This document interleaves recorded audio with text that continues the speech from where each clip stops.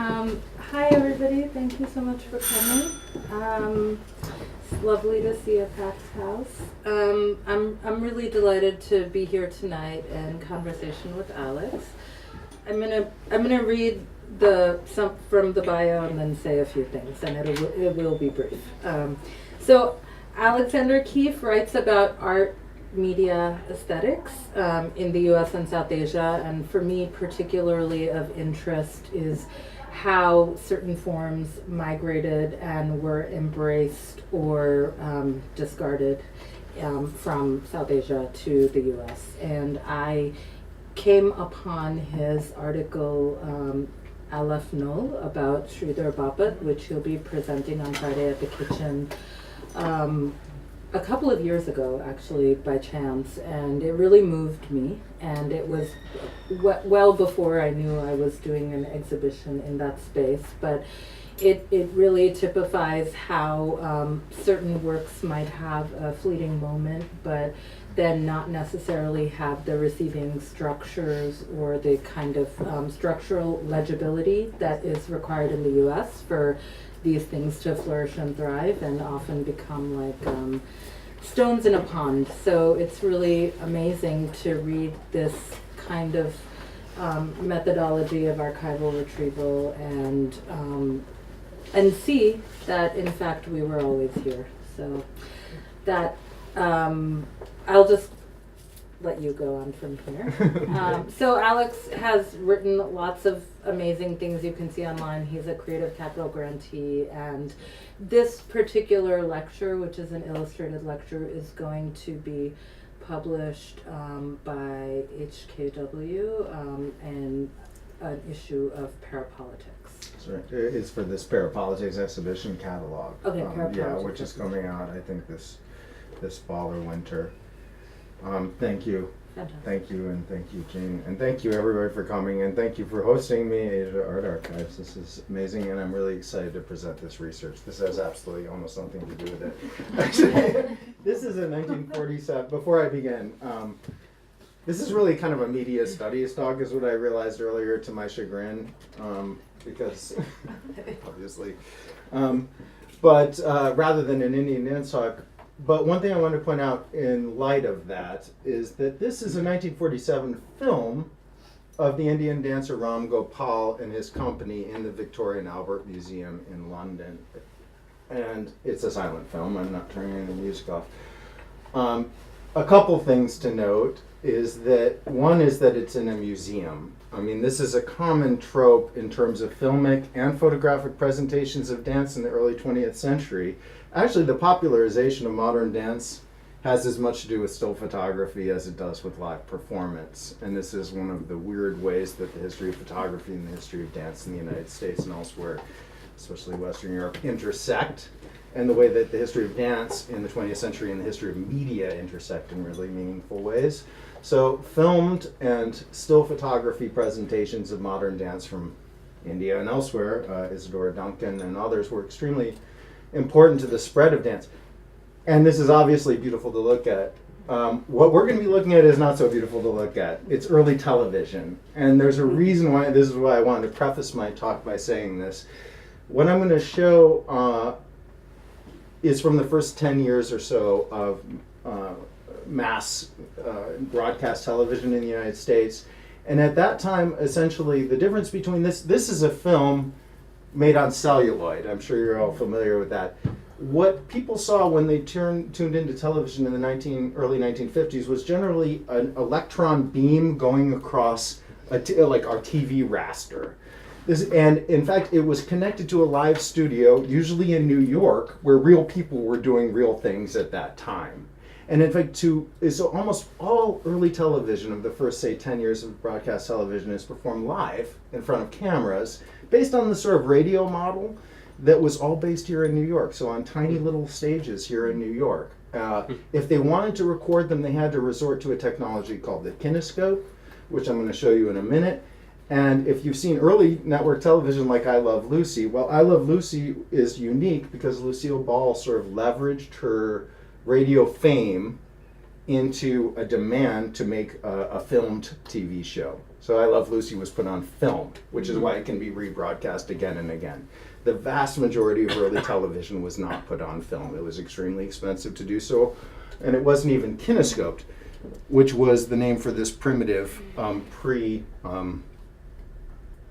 pre-videotape technology, you could call it. And I'm going to show you an example of a kinescope in the middle of the talk, but I'm actually going to preview it here before I begin for a second or two.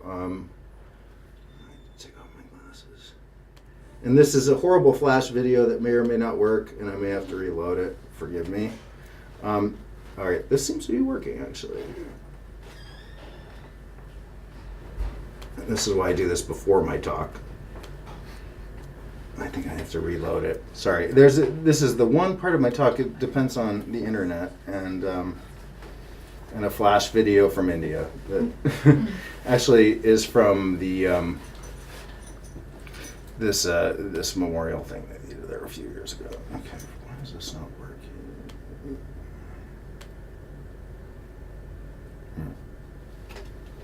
For some reason, the internet here is failing me. Oh, here it comes. Here it comes. And it just needs to load this video, and then I'll get going. Sorry, that was all by way of preface. Run Adobe Flash. Wow. That always happens. Reload the page. No, I did. I just did, and now it's Yeah. like it's Okay. like Okay. yeah. And now I'm going to skip ahead to this spot. Thank you for your patience. In the middle of the talk, I'm actually going to do this again. I'm embarrassed to say because I want to show you an actual clip of Shanta Rao dancing from this 1955 television show, and it was impossible to really do it any other way. From an hour-long program on Shanta, which is the only time she allowed this filming to be. So we're going to watch 1 minute of it, then I'm going to begin my talk. Now you're going to watch a bunch of Indian guys fiddle around with AV equipment at the India International Center. It's actually going to convey a good sense of... Pretend you're in India. This is actually what it's like seeing a talk in India. Sound. Videos Lagadi. is not great. Sound lagao. Stop, don't worry. But they're the only things we know. This is Ashok Chatterjee, who used to be the director of the National Institute of Design, and anyway, he comes back into my talk. Ashok Chatterjee, the ex-director of NID in Ahmedabad.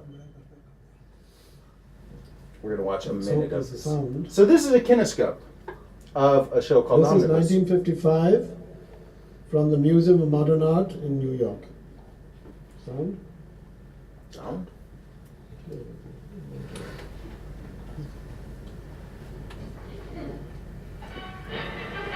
Omnibus. I'm not doing that. On Omnibus today, the most beautiful Easter eggs in the world. Classic collection.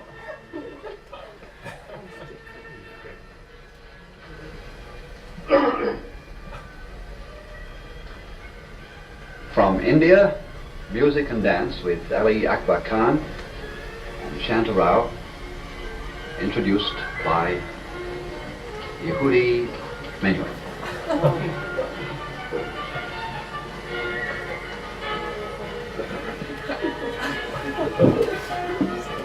Music and dance from India. Next Wednesday, the Museum of Modern Art. Okay, we're going to come back to that, but I'm actually going to begin my talk now, if this works correctly. Slideshow, play from start. Thank you for your patience. My talk is called Namaste USA, India and the Idiot Box. The amazing drama you're about to see is a matter of human record. You may believe it or not, but the real people who live this story, they believe it. They know they took this one step beyond. Episode 22 of the classic 1950s anthology series One Step Beyond, titled The Riddle, opens with a typical American couple on a dream vacation. Warren Stevens stars as Barrett, a handsome if boorish fellow in modern leisure wear, complaining that he'd rather be on a trip to Paris, or better yet at home in his own pool with a cold beer. He's just another tourist suffering and winding his way through India. But a chance encounter with an aged Indian peasant named Kumar, played by British character actor Patrick Westwood in Brownface, triggers a strange metamorphosis in Barrett, who seems to recognize the fellow.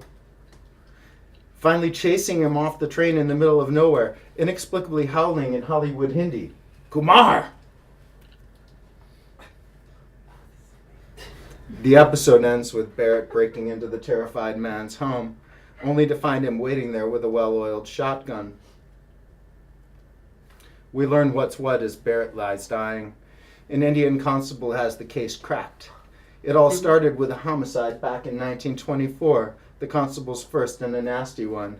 A wedding day quarrel between a groom named Kumar and a jilted rival named Ranjit that ended with the latter man dead. "What's your point?" asks Barrett's wife, Liz. "Your husband was born the very same day," replies the constable. "I saw it in his passport." All it had taken to turn Leonard Barrett of Westport, Connecticut into a revenant white zombie was the sight of an anonymous Indian face, unwitting transmitter of an on signal to a South Asian ghost hidden somewhere inside his operating software. The paranoid implication of the riddle is that each and every U.S. citizen is a potential host for an Indian ghost with unfinished business. For some unmodern Ranjit, hidden just beneath reincarnate city skin.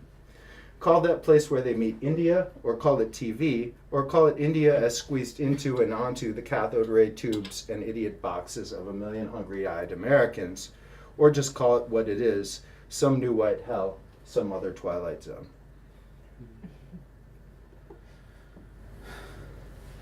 It's a late Sunday afternoon in May 1955, and there's just about nothing on to watch. Educational programs. Ugh.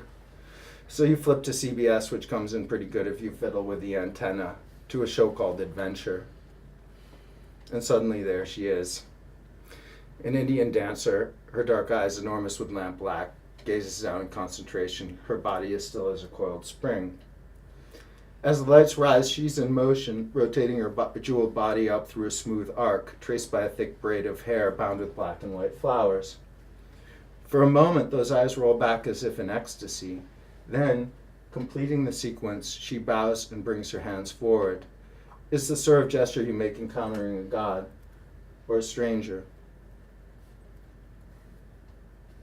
CBS television reads the title over the sound of South Indian chant, of someone playing the double-headed mridangam drum and skittering circles and someone else keeping time with the wood block. Adventure, Hinduism. Looming behind is what only looks like a doorway to a temple. Each movement has a meaning, an American Voice explains. The beat of the feet underlines the prayer. Every curve of her fingers makes a word. Before her people she adores God, and before God she worships. They are in the basement of the American Natural History Museum in New York. Her name was Shanta Rao. Now an obscure figure in the history of 20th century Indian dance, she was once among its most visible exponents.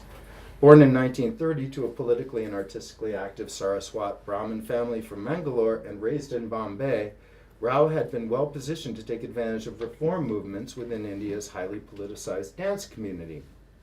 And she was a girl with an iron will. The first female to study Kathakali dance drama at the revered Kerala Kala Mandalam, she was ready to perform professionally by the age of 10. She went on to study the other major forms of South Indian dance as well, including Mohiniyattam and Bharatanatyam, the latter with the great guru Meenakshi Sundaram Pillai.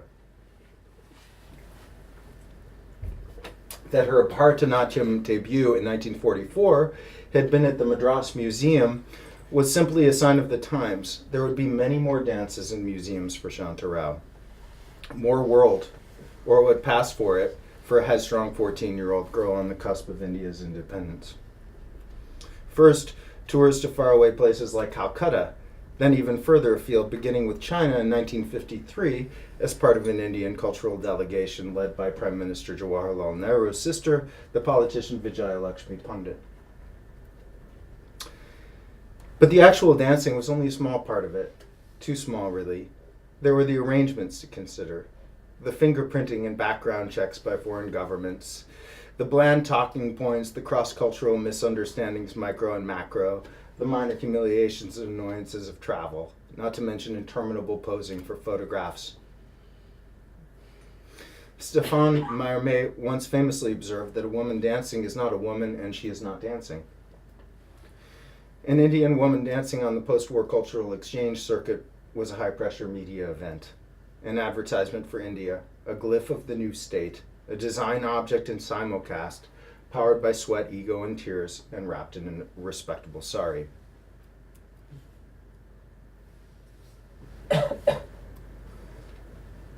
Though one wouldn't guess it from watching Adventure Hinduism, which presents Rao as the purest expression of the classical traditions of India, unquote, in 1955, Indian classical dance was a tradition still very much under construction. A high-stakes cultural artifact and archaeological project of grave importance to the emergent nation. This centrality traced back to the key role that classical dance, as reimagined and reinvented, had played in anti-colonial cultural politics, as well as the long shadow cast by late 19th century anti-Nach movements stigmatizing women dancers as prostitutes.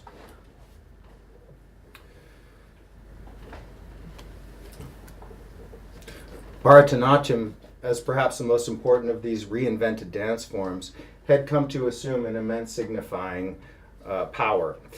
Indeed, it was classical Indian dance cast at its most pure, rescued from scandal by reformers and Brahmins and patriots and experts, redeemed from the decadent history of British Raj and Mughal rule. It represented no less than a modern renaissance. What did it mean for Bharatanatyam to be broadcast on early US network television in this way? For TV, for India, for Shanta Rao. The peculiar thing about mid-century popular culture in the United States is that one must also ask with the same breath, what did it mean to stage Indian classical dance inside a museum of modern art?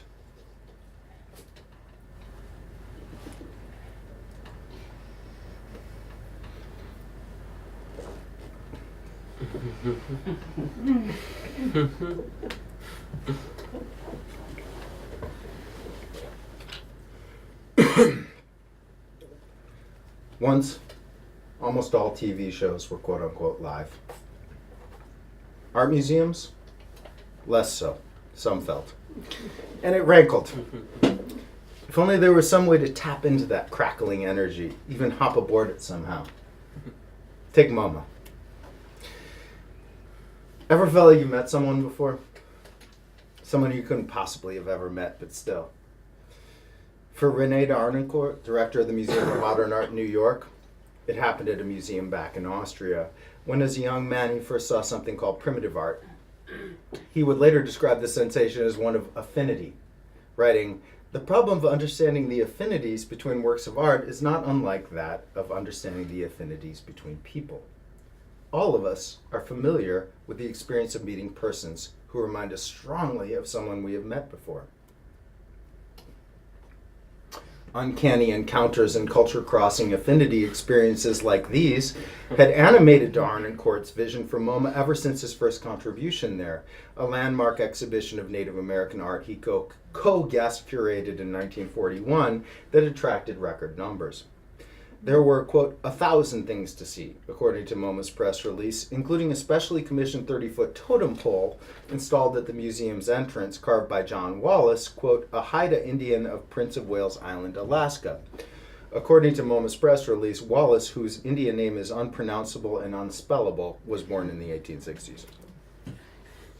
But it wasn't just things to see. In a first for MoMA, it was actual humans, too. A pair of Navajo sand painters, for example, practiced their, quote, sacred and mysterious rite, unquote, on the museum floor, quote, every day, including Saturdays and Sundays from 12:30 to 5:50 p.m., while visitors watch from behind a safe railing.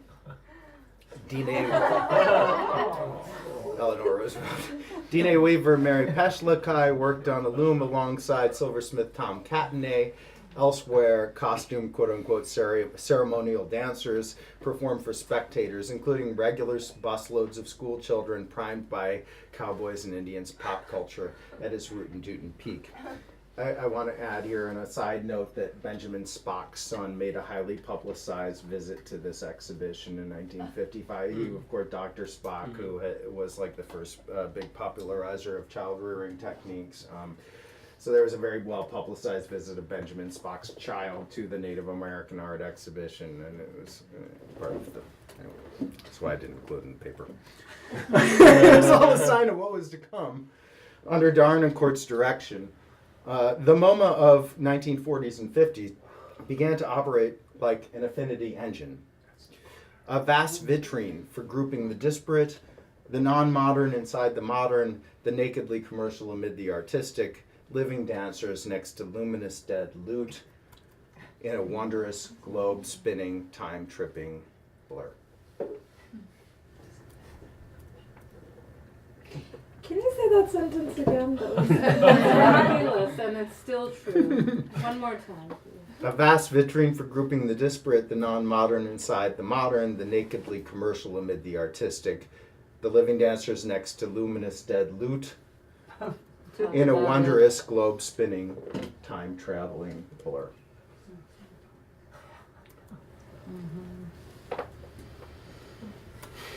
They'd brought the museum to life, or something just like it. The next trick was to spread the news. In this, MoMA's new building was an ally.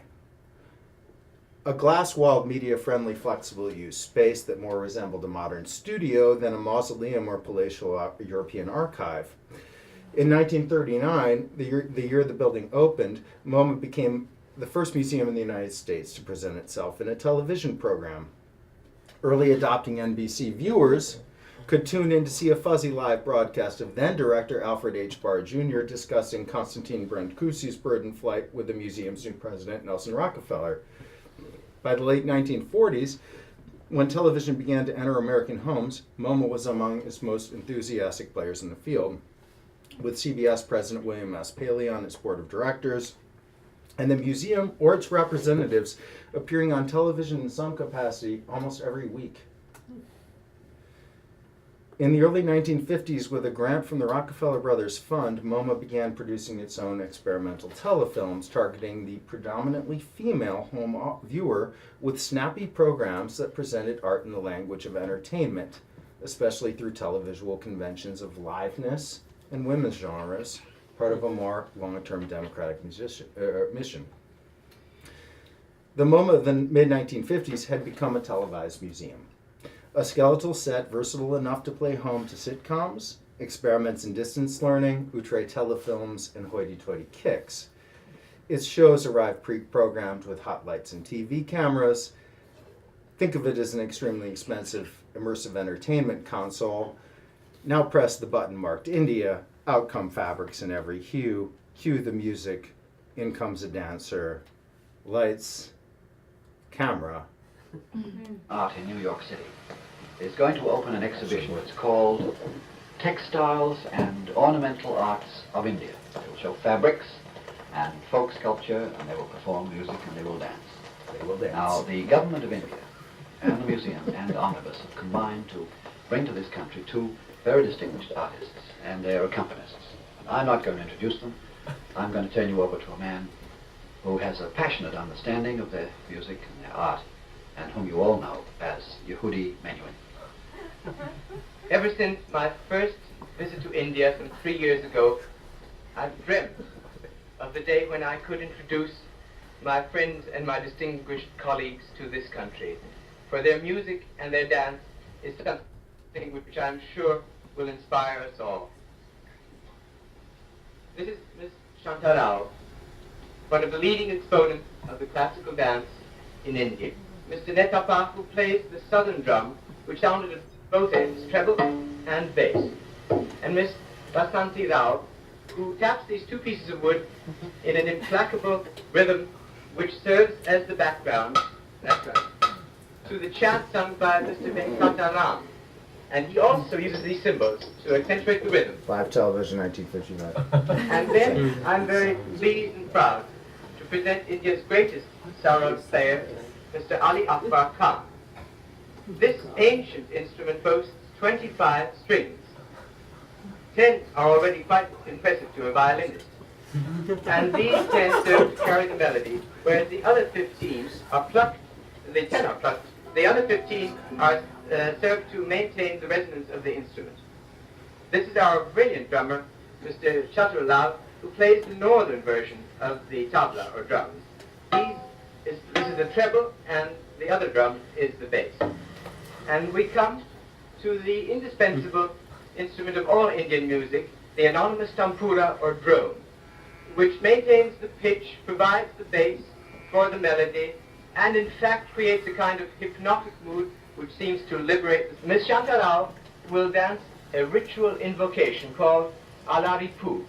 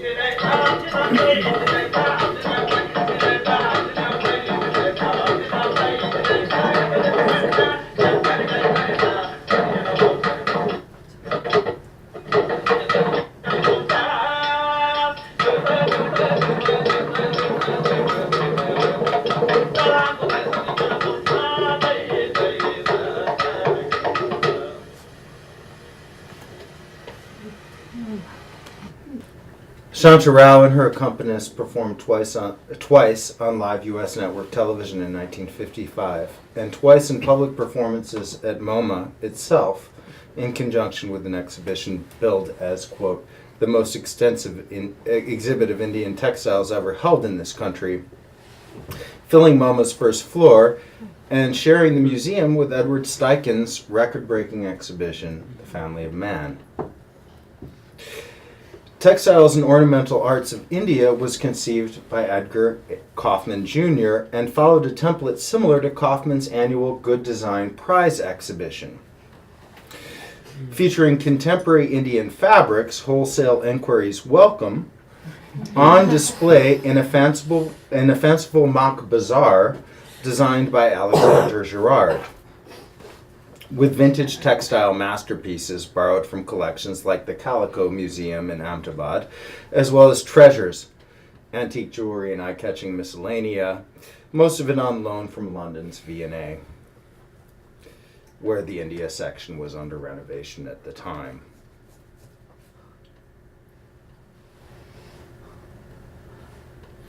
This included an enigmatic anthropophagic sound machine known as Tipu's Tiger that guarded the gallery's entrance.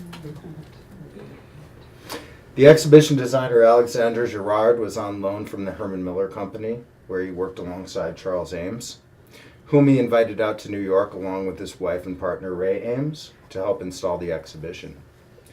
2 years later, the contacts the Ames made at MoMA, especially with the Government of India's representative there, Pupil Jayakar, the craft zealot, resulted in a Ford Foundation-funded trip to India, where they prepared an influential quote-unquote India report on the current and future state of Indian design and design education, which had tremendous consequences. For New York audiences, it was something entirely new.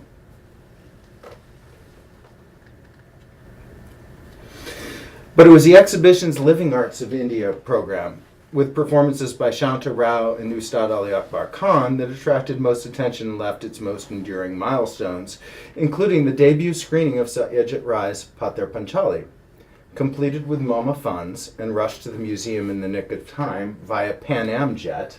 One of the board members was the daughter of the head of Pan Am, still unseen by Rai himself.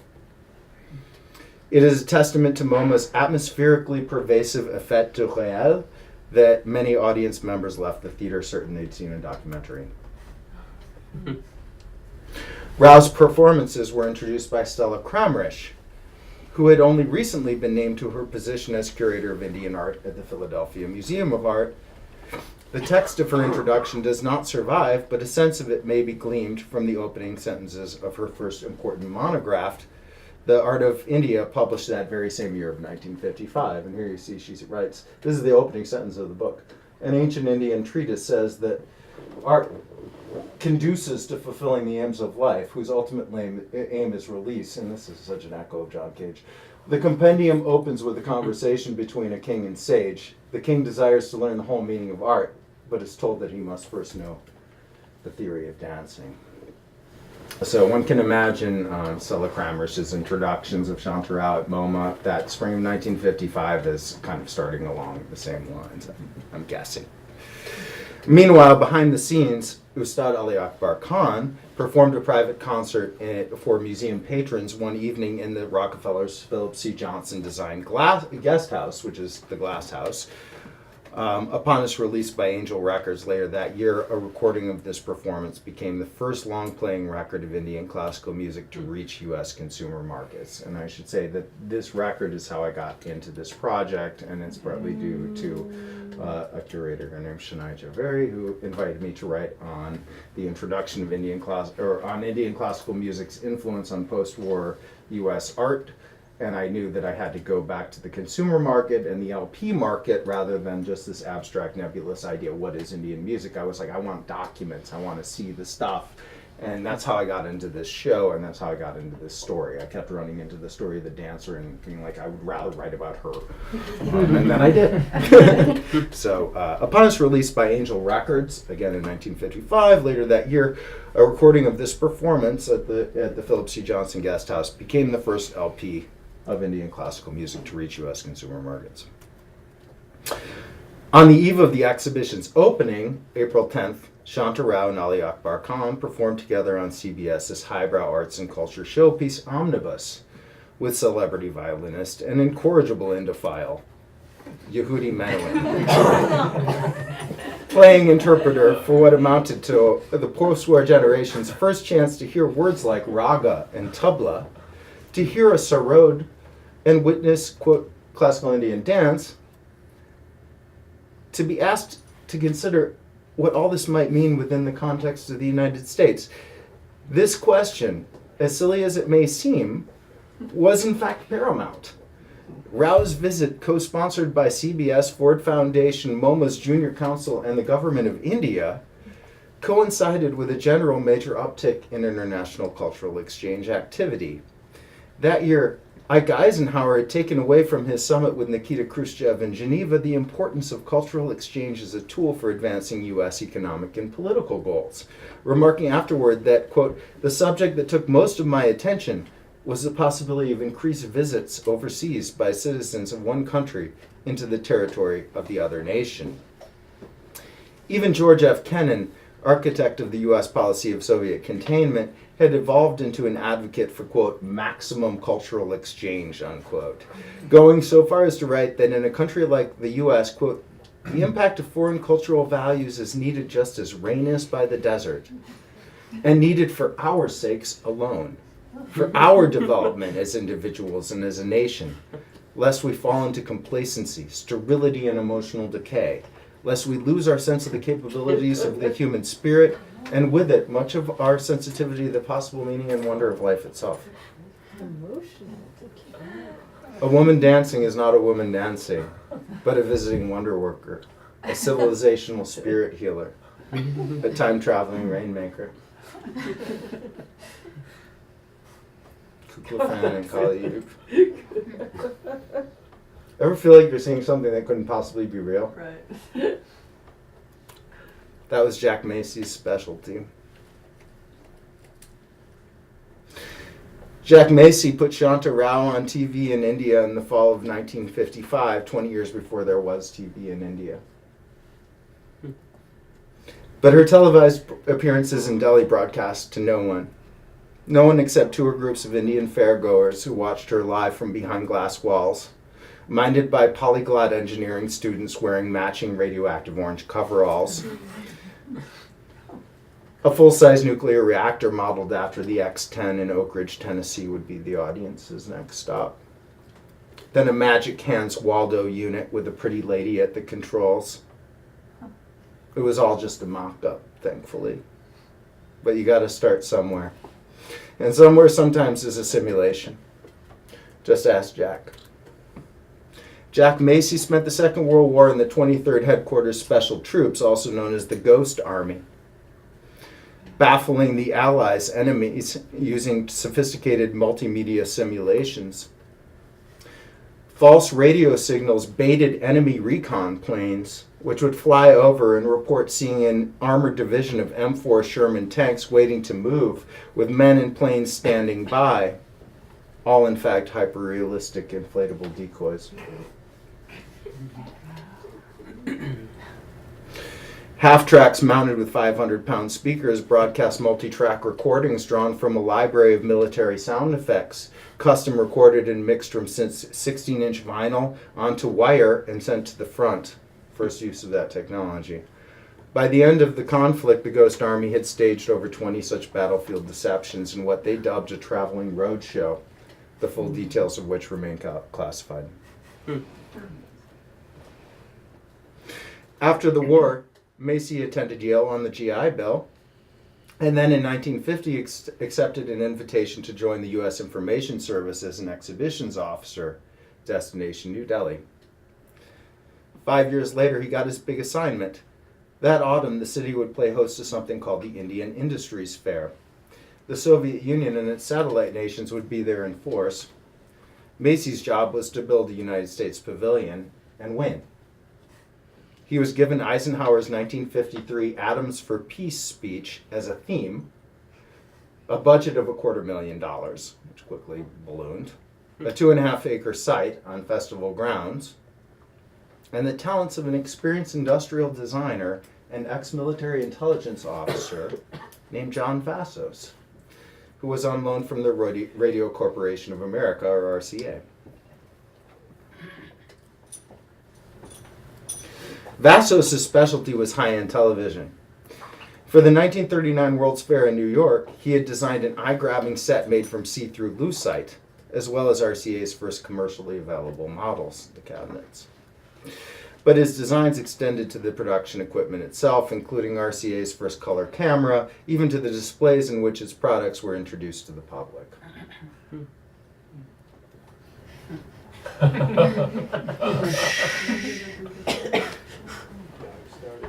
This is where I was saying that John Vassos was responsible not only for the design of the first commercially available television cabinets for RCA, in other words, synonymous with the introduction of television to the United States, but also to its introduction in settings much like the one we're talking about. This is actually from Belgium, 1958, or maybe I'm wrong, but this is a design that doesn't relate to India specifically. For the Indian Industry Fair, given an opportunity to essentially introduce TV to India in the same way that he'd been doing it for a long time at industries fairs in the United States, he opted to bring a fully sized glass wall TV studio and install it within the huge American pavilion. And what you're seeing here is Shanta Rao, but also Ravi Shankar.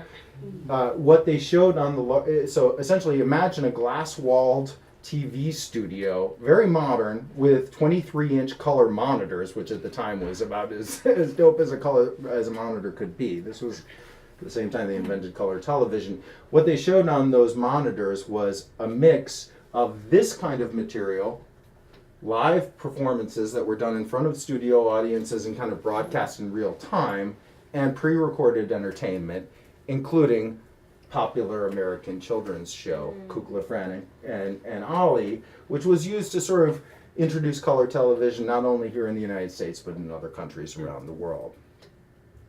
And according to official USIA reports, it went completely gangbusters. There's a quote that's in my talk that I've lost that reports that people were 15 to 18 deep watching people like Shanta Rao and Ravi Shankar perform. This was one of the biggest highlights of the entire Indian Industries Fair, and I referenced a few Indian newspaper reports that say that essentially they had succeeded. Jack Macy and John Vassos succeed in sort of winning the fair, and it's television that proves the ultimate sort of thing. This is an example. These are all the bikes parked outside. Sorry, I just noticed that my text started appearing in the bottom again. Okay, there's narrow touring. The TV studio was a major draw. They stood on the sidewalk 16 or 18 or 20 deep to see their own people telecast. American TV wasn't introduced overseas through broadcast television, but as an object on display in pretend living rooms and closed-circuit mock-ups at international expos and trade fairs. Before the citizens of India had a television to watch, they would have it to walk through, to stand inside of, to see themselves represented temporarily within. They'd see it in Shanta Rao, or was it just her body? This is Jack Macy giving a tour of the U.S. Pavilion in India to Nikita Khrushchev in 1955. In 1956, the following year, Macy took the show on the road, first to Afghanistan, where he installed the U.S. Pavilion inside a prefab geodesic dome, designed by Buckminster Fuller and shipped at the last minute from North Carolina to Kabul. Its most popular exhibit, another TV studio.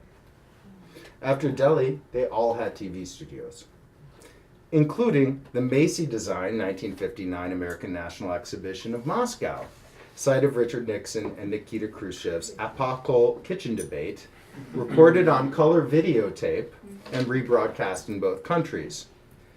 It's seldom remembered that they only call it the kitchen debate because it ended inside a kitchen. It began just next door in NM's television display.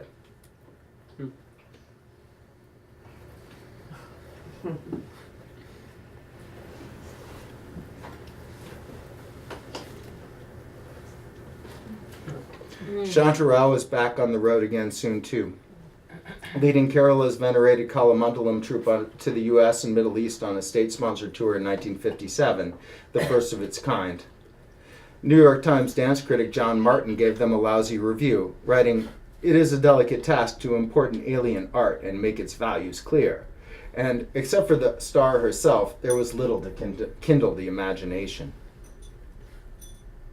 Indian dance needed careful staging and commentary in order to communicate to Western audiences. No matter how eager, they needed training. It added up to a heavy lift and a tough gig, a complex burden that imposed nearly irreconcilable demands on performers like Rao. Presented as living embodiments of an unchanging tradition, they had nonetheless been forced by necessity to craft highly innovative, modern, and exportable, indeed televisual idioms for Indian dance and music.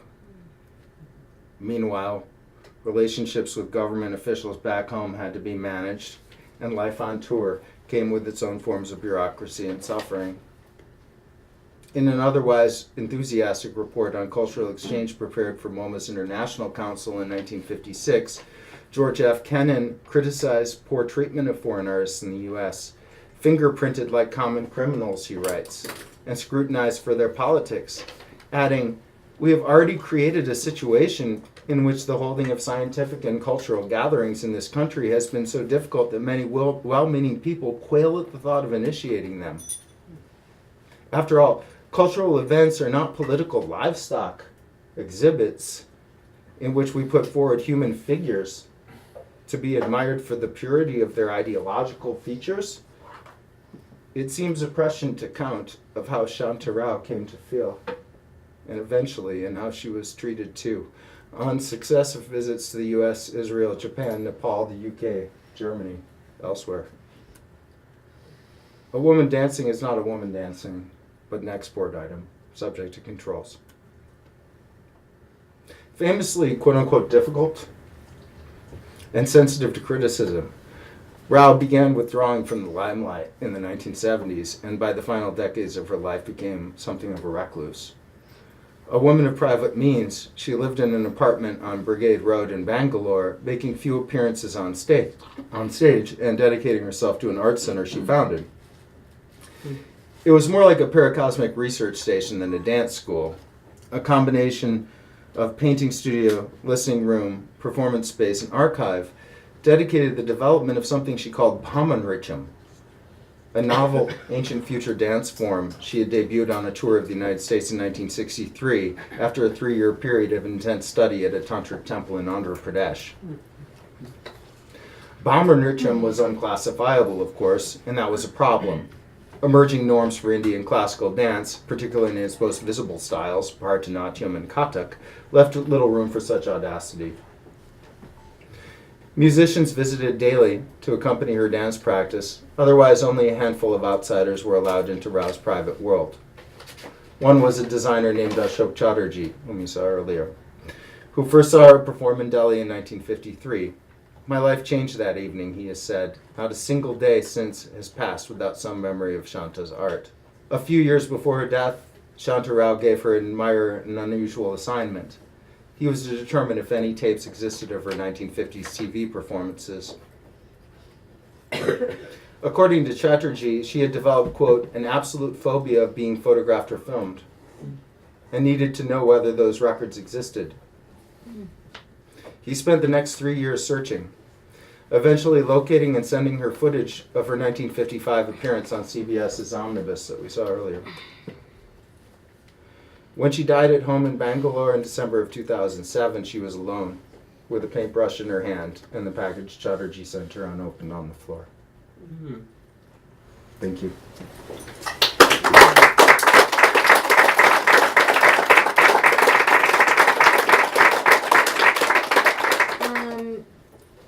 So that was wonderful. Thank you so much. I guess there were two dissonances that I'm curious about discussing with you and discussing with you as well. So the first one was about this kind of, I don't know what to call it besides a migration and a mistranslation of cultural form into another. So one thing that I was just kept thinking as I was watching this is that the very same formal device and cultural form that was used for the reproduction and transmission of ruling class culture and a nationalist project in India becomes othered, marginalized, and timeless. So I was thinking a lot about Johannes Fabian and this particular piece of writing called Time and the Other, and thinking about how time and timelessness operate and how we think about particular cultural forms. So that was one dissonance, and that too in light of the American political project's investment in recuperating abstract expressionism as a nationalist project, specifically to disaggregate it from class. There's going to be another question after Okay, this. that's a lot. Right, so that's that. And so, like, just thinking about this one national project, and then the national project of the Paris Review, of ABEX, of male painters, of apolitical art, in light of artists who were communist card-carrying party members just 5 minutes before. Shanta Rao included. Shanta Rao included. So that's one. That was one dissonance, and then the other dissonance, which I think is also interesting for today, is the chasm between what is popular, what is possible in a popular transmission of culture versus where the politics are, which I think about all the time when I'm like watching a Pose, watching a this, watching a that, and thinking about the possibilities and the utopic possibilities of representation on TV, on the internet, in dance, in performance, in queerness, versus this kind of doubling down of this like brutal, unflinching nationalism that's actually happening in the political body. So those were two things that I was thinking about. I'm going to take them in order, and I may get lost before I get to the second one. But that's where I'm. The first one curious to address this question of time, which I think is really interesting because it gets to this problem of like being presented as timeless in this extremely timely way that creates this extreme sort of cognitive dissonance between what they're being asked to do and what they're being asked to show.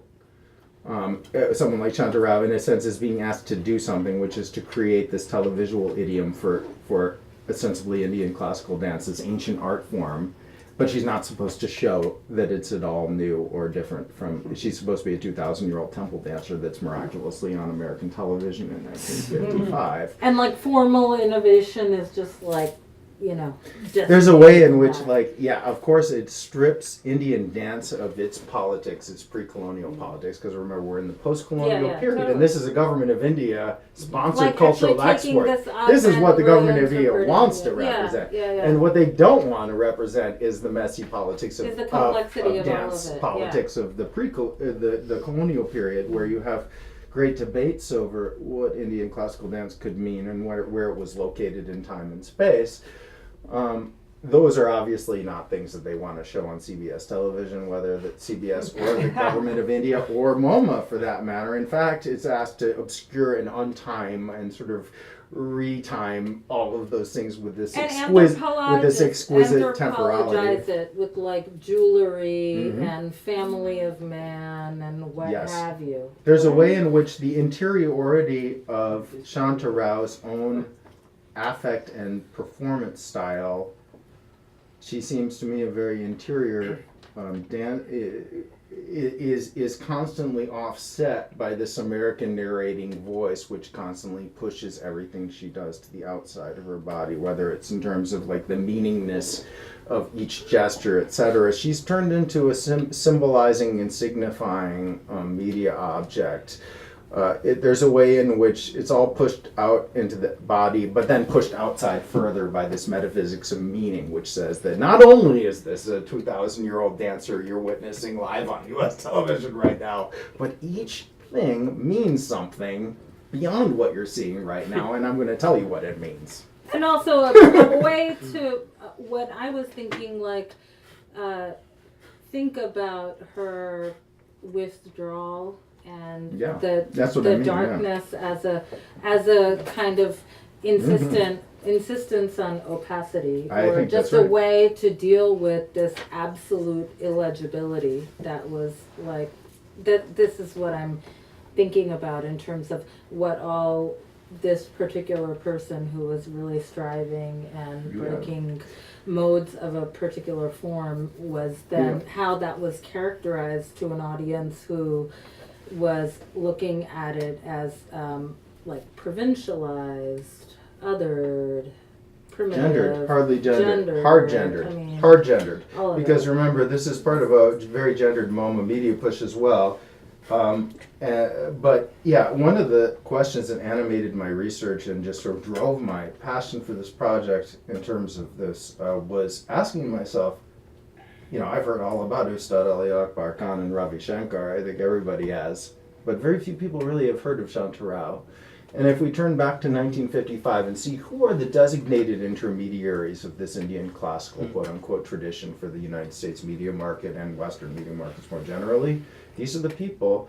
And, before that, Ravi Shankar is literally composing orchestras, like corny orchestras based on fake Indian classical music. And before that, he's doing 2-minute, 3-minute, like little variety numbers as part of Uday Shankar's entirely phony and, in a sense, reinvented. So Uday Shankar's traveling dance troupe. So in a sense, Ravi Shankar and to a certain extent Ustad Ali Akbar Khan, but really Ravi Shankar and Shanta Rao are kind of positioned at the same place if you look at 1955. And yet you look at the outcomes of their lives and what happened. It's really obvious to see what one difference is between them.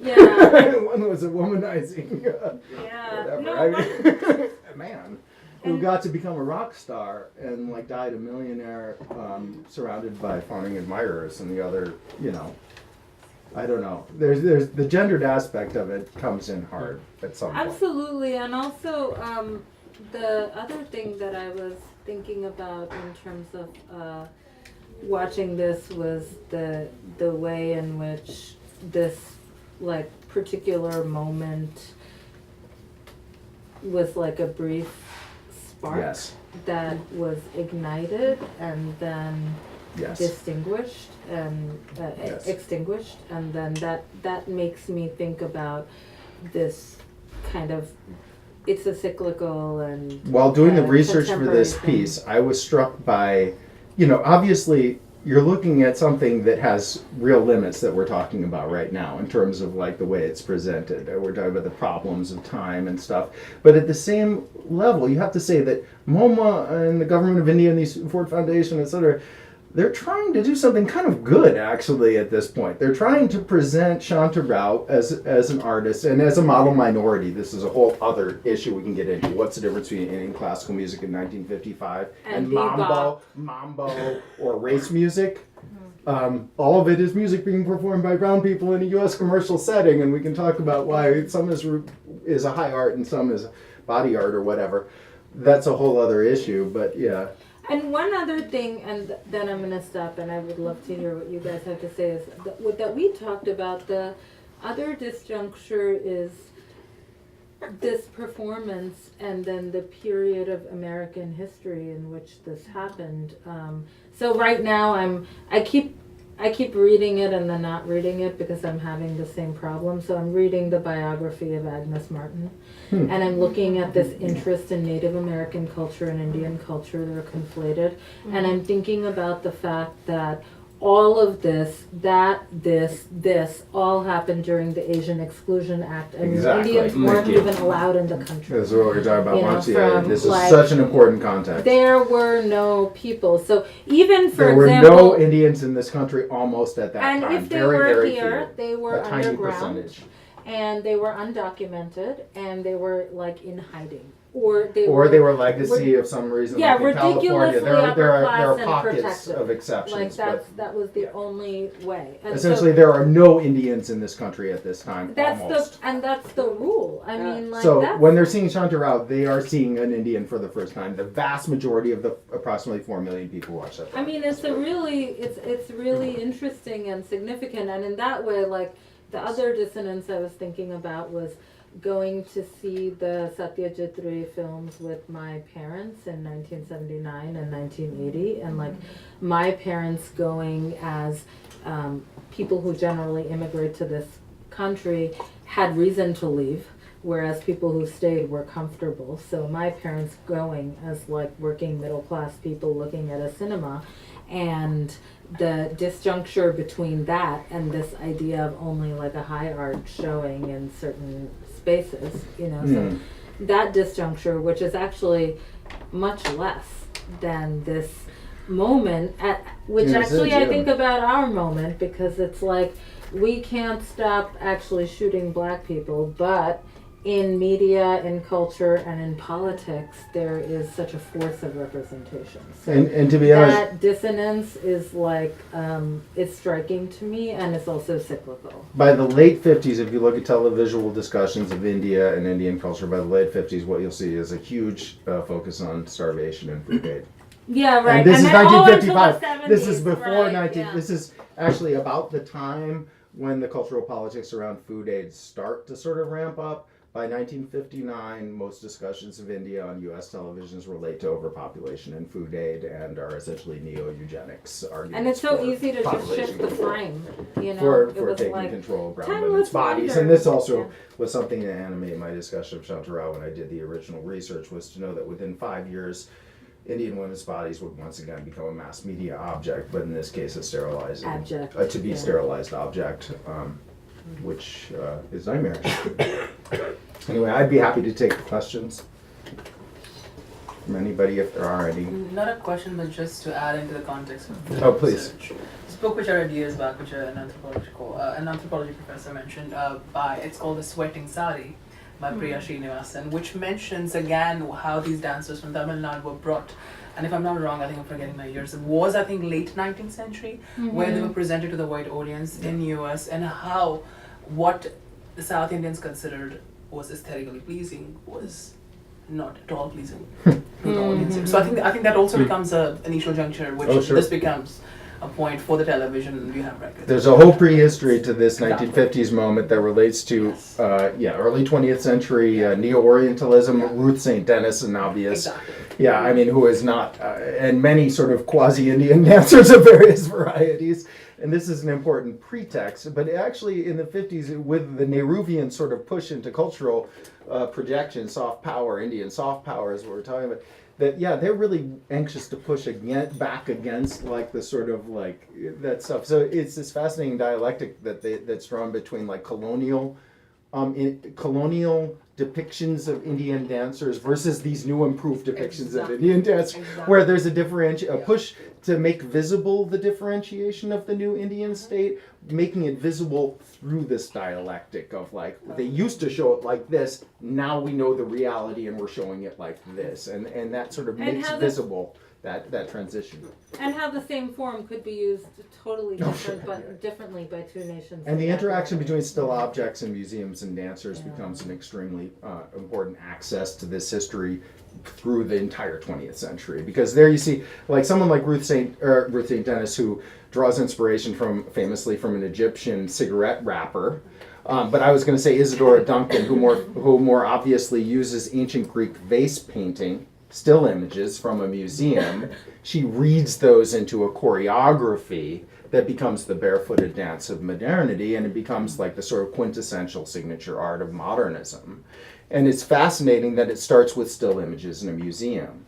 And of course, this same template then is applied to Indian dance as well, even in its hokiest early forms. But then later you have all kinds of reinventions. Bharatanatyam, the reinvention, depends largely on reading still images from archaeological sites. So it's very much an archaeological program that invests in an aesthetic of liveness and immediacy and obscures its history in still imagery and archaeology. And that's another example of the sort of algorithm at work here as well. I guess you could say the obscuring, untiming, Your turn. detiming. I was going to say that I think it's interesting that Bharatanatyam still retains this sense of being performed and translated for a foreign audience, even when it's performed at Kalakshetra, in Chennai. I feel like Bharatanatyam is one of the only dances where, in Trivandrum, in Delhi, wherever I've seen it, panting, the dancer will explain her every action. Yes. Almost no other Indian classical The dance burden do of I see meaning that. is so heavy. And if you think about like Kathakali or something like that, they would never Right. deign to explain. The assumption is that everyone knows every story backwards and forwards. It doesn't matter if you fall asleep Right. during the 8-hour performance. You'll wake up and you'll know what's happening. And so you assume an audience that is specific, our audience. Whereas Bharatanatyam, it's the audience is always foreign. Yes. And in fact, if we showed Shanta Rao to an audience of young Bharatanatyam students, they would probably be laughing, honestly, because her I mean, movements I didn't- are that's totally not- outside of what the Absolutely. current She's out norm. there. Yeah, no. She was like totally Even at the time, she was criticized for being too much Kathakali. Her movement was considered too masculine. I mean, was another way of saying the same and thing. her body, I mean, and the way she looked. She's very was jerky very and jumpy masculine. compared to yeah. Absolutely. And so like this is not what Bharatanatyam looks like now, and that's kind of one of the awesome parts about seeing it, because it's like that. It's changed so much in a sense. Like Bharatanatyam is this window of like authenticity, much like say American folk music was in the '60s, that is entirely constructed and reinvented at all times and moves. And like to stay inside the fucking wheel, you have to like move with it, actually, But also, and change your outfit generally. So her movements, are they, did she just make them up or sort of like add to what her... Yes, I mean, yeah, of course. Like, She'd say Mohiniyattam, which was also totally a reinvented dance tradition during the exact same time, and of course Kathakali and Bharatanatyam, and a certain amount of Kathak too. And yeah, she threw together this crazy idiosyncratic style of dance, and then she later invented one that she gave its own name to, Bhamanrityam. She went to this temple in Andhra Pradesh, stayed there for 3 years, came out and debuted this entirely new style that was sort of like, well, this gets into the whole issue of transmitted Sanskrit, like where people in the 20th century are like, I got a fucking transmission from the rishis, and it's like real Sanskrit, but it's also modern Sanskrit. Is very much an analogous situation, where it's like she got an authentic transmission, but it's a new one. It's new and ancient. One more question. I think we've got gentlemen with the. Ted? Yeah. Thanks. I had a question about I liked the idea that there is both a way of looking at this critically from a political point of view, but also from a kind of a bottom-up point of view, the kind of utopian possibilities created through dance. So I was wondering actually if you could talk more about her own, Shanta Rao's own, ideologies, her own hopes, her own project with this invented dance form. Because yes, we can criticize it and say like, there's all these, kind of holes in the story, but also like, it seems like this was a kind of a goal for her, or like what she really wanted to be. Yeah, no, I hope I didn't seem to be criticizing the Bhamarnrityam by describing it the way I did, because I think you could describe all of 20th century Indian dance using much the same terms, and it really comes down to who authorizes these specific transmissions, as it were. and formally she throws down. It has a very tight formal logic that even though this guy says yevo, blah, blah, blah, whatever, I wish I could watch show it the and, like, adventure it's Hinduism. really- Yeah, she does a has voiceover. She has a logic. I mean, as every artist wants and does. Yeah, I mean, it's important to note that she was from a very high caste Brahmin family, and probably her dreams of what Indian classical dance might be were very Savarna, as we might say. Well, they're universalizing also because of the hegemonic Brahminical aspect. It's like For sure. She this studied is the with rule South of Indian dance. Brahmins. She studied with a bunch Yeah. of South Indian Brahmins, has Never drunk studied. deep at that Huh? It well. was never static. Yeah. Of course, look at the life of Bala Saraswati. I mean, now we're going to get into like even deeper, but I mean, speaking of South Indian dancers of the 20th century who traversed the full terrain from essentially pre-modern, like Tanjore quartet, like traditional sadar, like performance styles, right through the politics of shame and humiliation of the anti-Nach movements, right into like going to Wesleyan. You know what I mean? Like, how do you get from like pre-modern like patronage-based South Indian dance forms that trace back to the Tanjore quartet at these courts of the 18th century to like Wesleyan in 1962? That's Bala Saraswati's life. I mean, she really she's a true hero in my opinion. The one other thing I was thinking about was also the connection between the kind of formal history and what these women did, and like dance's It's so hard. own history in theater, film's own history in theater, where these roles were largely played by men, and the first women to do this were automatically ascribed some kind of non-normative femininity. You want to talk about Me Too movement? What these women did was so hard. I mean, and they were like, many of them were supporting their families, Madhubala, Helen. Yes. I mean, I'm talking Bala about the Saraswati. Bollywood, like the talkies women, but it was the same thing. When film started, there were no female actresses, and there were no sort of like Savarna ladies in the mix. It was always someone who was kind of on the outside. So that's also interesting with her, because she wasn't completely on the outside. Like she wasn't Burmese, she wasn't Muslim, Right. she was an Anglo-Indian. Like that also to me is interesting. Helen. Well, why don't Well, we? thank you everyone. Say If thank you anybody very much. It's really- needs you to find.